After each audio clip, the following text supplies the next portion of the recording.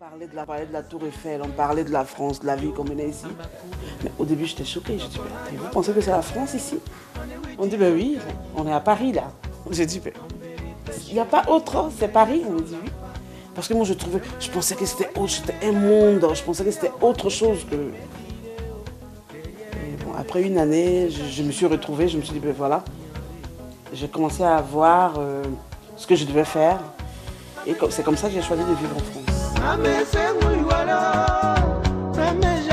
J'ai été à l'école jusqu'en première, comme vous savez, hein, c'est l'Afrique.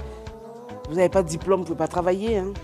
Et comme je n'étais pas diplômée, je n'avais pas de travail. En fait, je suis arrivée en France pour pouvoir travailler, pour pouvoir gagner ma vie. Ce qui n'est pas évident en Afrique. Mon mari, je l'ai rencontré ici dans la communauté, ouais. C'est au cours d'une réunion, on est allé chez des amis en commun, on s'est rencontrés là-bas. Et on ne s'est plus quittés. J'ai 4 enfants avec mon mari. 4 enfants, un garçon de 9 ans et des jumeaux qui ont 3 ans et demi. Et le petit qui a 2 ans et demi. Vous savez, on est obligé de ramener un peu d'argent à nos parents en Afrique. Parce que quand on va voir la vie qu'ils mènent, on ne peut pas ici, même pas leur envoyer, même ne serait-ce que 20 €. Souvent, c'est des petits mandats, 20 €, 30 € par-ci. Là-bas, c'est important.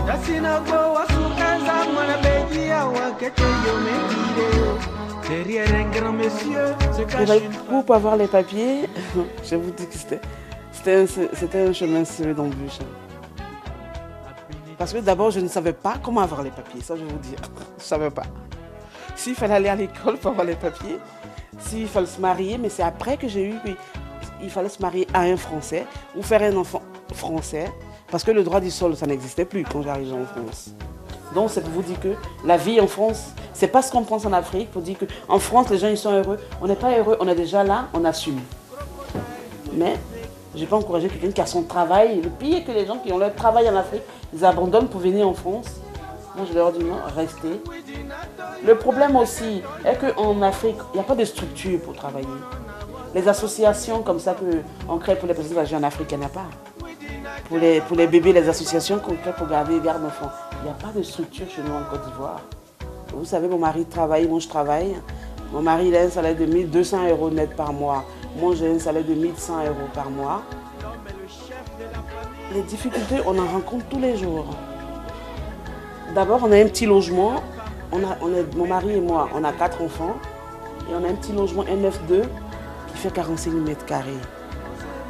On s'est dit qu'on vit en dessous. Le logement, il est tellement exigu que finalement, les enfants, ils ne se retrouvent pas.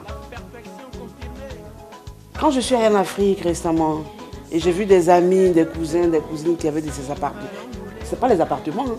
Ils vivent dans des maisons. Ils ont plus d'espace, les enfants sont heureux parce que les enfants sont épanouis. Moi, mon fils, quand j'ai été avec lui à Abidjan, il était épanoui, il courait partout dans les rues. Ce qu'il ne peut pas faire ici parce qu'on vit dans un petit logement. D'abord, on n'a pas d'argent et on vit dans les petits logements. Le travail, ce n'est pas évident. S'il faut vivre dans un pays pendant 10 ans, pour avoir un petit CDI de 1 100 €, vous pensez que j'ai accompli mon but? Ce n'était pas le rêve. Hein. Moi, je n'avais pas rêvé à ça.